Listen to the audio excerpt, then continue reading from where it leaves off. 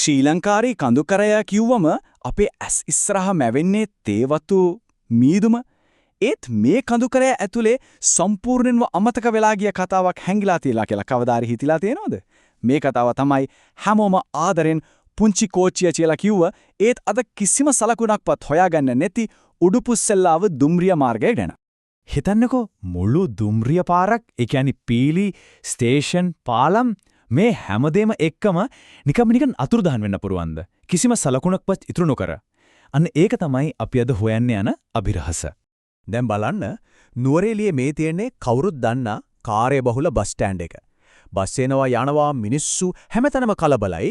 ඒත් අපි පොඩ්ඩක් කාලය ආපස්සට කරකවලා බැලුවොත් හරියටම අවුරුදු 70කට විතර කලින් මේ තැන කොහෙත්ම මෙහෙම නෙවෙයි.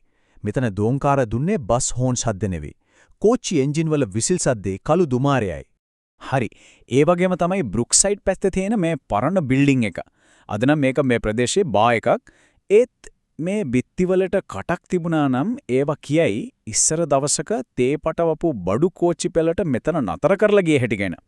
ඔව් මේ තැන් දෙකම එකම නැති වුණු කතාවක එකම පසල් එකක කොටස් දෙකක්.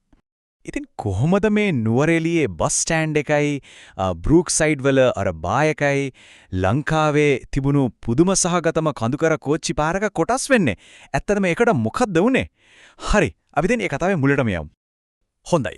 අපි කාලයන්ත්‍රයෙන් වගේ ආපස්සට යමු 19 වෙනි සියවසේ අන්තිම කාලයට. ඒ කාලේ තමයි ලංකාවේ තේ මුළු ලෝකෙම කතාබහට ලක් වෙන්න පටන් ගත්තේ. ඇත්තටම මේ තේ කියන කොලරත්තරන් නිසා තමයි මේ දුම්රිය මාර්ගය කියන දෙවන්ත සිහිනය ඉපදෙන්නෙත්. තේවතුනන් සරුසාරයි. ඒත් ලොකු ප්‍රශ්නයක් තිබුණා. මේ වටිනා තේ කොළඹ වරායට ගෙනියන්නේ කොහොමද? හිතන්න, නානුවේ ඉඳලා නුවරඑළියට තිබුණු අතිශය දුෂ්කර කඳුකර සැතපුම් 12ක පාර. අශ්වයින්ටවට ඒක ලේසිුන්නේ නැහැ. ඉතින් අන්තිමට 1895 දී වතු වැවිලිකරෝ තීරණය කරනවා මේකට නම් විසඳුමක් ඕනෙමයි කියලා. ඒත් මේක එක රැයකින් වුණු දෙයක් නෙමෙයි. මුලින්ම මේ ඉල්ලීම ප්‍රතික්ෂේප වෙනවා වියදම වැඩි කියලා. ඒත් ආණ්ඩුකාර ඍජුවේ අතහරින්නේ නැහැ. එයාගේ උත්සාහය නිසාම 1900 දී වැඩ පටන් ගන්නවා. කොටසින් කොටස හදාගෙන ඇවිත් අවුරුදු 10ක විතර උත්සාහයකින් පස්සේ 1905 වෙනිකොට මේ සිහිනය සම්පූර්ණයෙන්ම සැබෑවක් බවට පත් වෙනවා. හැබැයි ඉතින් මේ කෝච්චි පාර හදන එක හිතන තරම් ලේසි උනේ නැහැ. ඒක ඇත්තටම ඒ කාලේ හැටියට ඉංජිනේරු විද්‍යාවේ ආශ්චර්යයක්. අපි බලමු මොනවද මේ ඇදහිය නැහැකි අභියෝග කියලා. මේ දෙවන්ත කඳුකර අභියෝගයට මුහුණ දෙන්න ඉංජිනේරුවෝ පාවිච්චි කළ විශේෂ තාක්ෂණයක්. ඒකට තමයි කියන්නේ නැරෝ ගේජ් හෙවත් පටු දුම්රිය මාර්ග කියලා. සරලවම කිව්වොත් පීලි දෙක අතරේ පරතරය හරිම අඩුයි. ඒකෙන් පුරවන් වුණා කඳුකරේ තියෙන තීණු වංගු වුණත් ලේසියෙන්ම බිඳගෙන දුම්රිය පාර හදන්න. මේ බලන්නකෝ ඒ වෙනස. අපේ ප්‍රධාන දුම්රිය මාර්ගවල පීලි පළල එක්ක බලද්දි උඩුපුස්සෙල්ලාව මාර්ගයේ පළල හරියටම භාගයක් වගේ. මේකෙන්ම හිතාගන්න පුළුවන් නේද මේක කොයිතරම්නම් සුවිශේෂී වෙනස්ම විදිහේ ව්‍යාපෘතියක් වෙන්න ඇත්ත කියලා. හැබැයි ඇත්තම අභියෝගය තමයි මේ. පොඩ්ඩක් හිතන්න සතපුම් 7කටත් අඩු දුරක් ඇතුළත මේ කෝච්චිය අඩි 1000කටත් වඩා උඩට නගිනවා. සමහර තැන්වල බෑවුම කොච්චරද කියනවා නම් අද කාලේ වුණත් දුම්රියක් ඒ වගේ තැනකින් යනවා කියලා හිතා ගන්නත් අමාරුයි. හරි, ඔන්න ඔහොමයි මේ පුදුම කෝච්චි පාර හැදුනේ. දැන් අපි යමු මේකේ ස්වර්ණමය යුගයට. ඒ කියන්නේ පුංචි කෝච්චිය කඳුකරේ රජ කරපු කාලෙට. අපි බලමු ඒ ගමන කොයි වගේද, ඒක මිනිස්සුන්ට කොච්චර වැදගත් වුණාද කියලා. මේ ගමන පටන් ගන්නේ නානුවෙන්. එතනින් බ්ලැක් පූල් වලට, ඊට පස්සේ නුවරඑළියට. එතනින් එහාට කඳුකරයේ සුන්දරත්වයේ මැදින් කඳපොළ බ්‍රූක්සයිඩ් පව කරගෙන රාගලටම යනවා. එතරම් මේ හැම දුම්රිය ස්ථානයක්ම ඒ ප්‍රදේශයේ තේ කර්මාන්තයේ හදවත වගේ තමයි තිබුණේ. මේක යන ගමන වේගවත් එකක් නම් නෙවෙයි. හිතන්නකෝ පැයට සතපම් 6ක් 7ක් වගේ හරිම හිමින් යන මුළු ගමනටම පැය 2කමාරක් විතර ගත වෙන සුන්දර ගමනක්. ඒත් ඒ හිමින් ගියත් දවසකට දුම්රිය වාර 16ක් විතර දුවලා තියෙනවා. ඒ කාලේ හැටියට අවුරුද්දකට මගින් ලක්ෂ 1කමාරකට කිට්ටු ගාණක් මේකේ ගිහින් තියෙනවා. තේ ප්‍රවාහණයට නම් ඉතින් මේක නැතුවම බැරි දෙයක් වෙලා තිබුණා. මෙන්න මේ කෝච්චි පාර ගැන තියෙන සමහර විට කවුරුත් වැඩිය දන්නේ නැති පුදුම සාගත කාරණයක්. අද ලංකාවේ උසම දුම්රිය ස්ථානය මොකද්ද? පට්ටිපොළ නේද? හැමෝම දන්නවා. ඒත් කවදා හරි දවසක උඩුපුස්සෙල්ලාව දුම්රිය මාර්ගයේ තිබුණු කඳපොළ දුම්රිය ස්ථානය පට්ටිපොලටත් වඩා අඩි 100ක් විතර උසින් තිබුණා කියලා දැනගෙන හිටියද?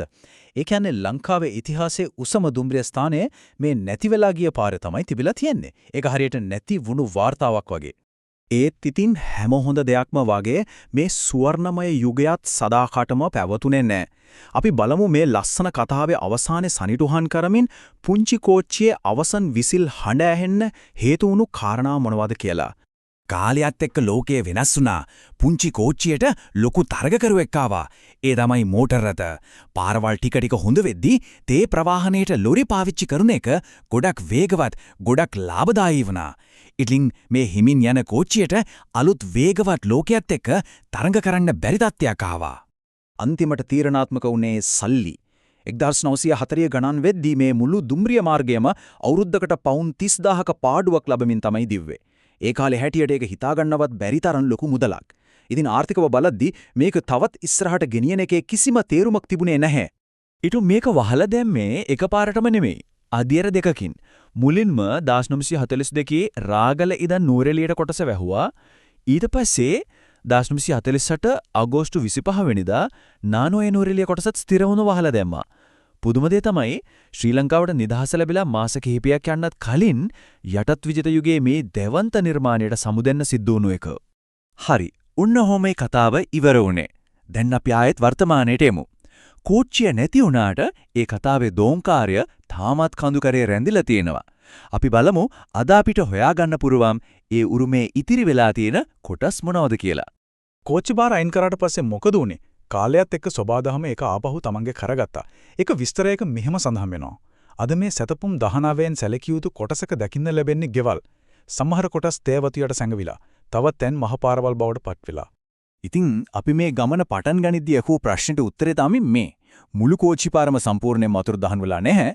නුවරඑළිය බස් ස්ටෑන්ඩ් එකේ කොටසක්, බ්‍රුක්සයිඩ් වල අර බාර් එක, කඳපොළ කිට්ටුව තියෙන ගල් පාලම වගේ දේවල් අදටත් ඒ අමතක වෙලා ගිය අතීතය ගැන අපිට නිහඬවම මතක් කර දෙනවා.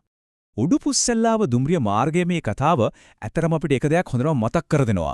ඒ තමයි අපි හැමදාම දකින සමහර විට නිකම් තැන් කියලා හිතාගෙන අහක බලන තැන් ඇතුලේ මේ වගේ තව කොයිතරම්නම් සැඟවුණු ඉතිහාස කතා ඇතිද.